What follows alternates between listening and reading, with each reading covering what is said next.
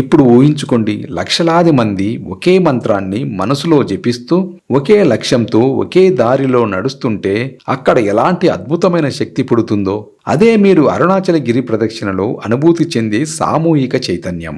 పౌర్ణమి రోజు రాత్రి లక్షలాది దీపాల వెలుగులో అరుణాచల శివ అనే నామం మారుమోగుతుంటే ఆ వాతావరణం మిమ్మల్ని ఈ లోకం నుంచి వేరు చేసి ఒక దివ్యమైన అనుభూతిని ఇస్తుంది.